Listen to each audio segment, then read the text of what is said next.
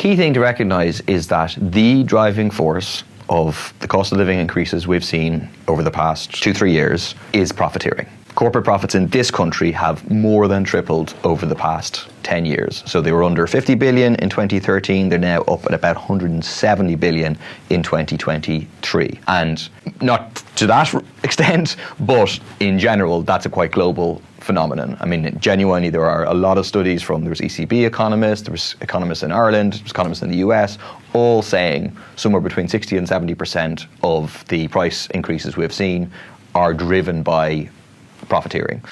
The biggest section is coming from the big oil and gas companies, fossil fuel companies who are destroying our planet, but also from the big agri-food companies in this country or the big retailers. They're also making really record profits.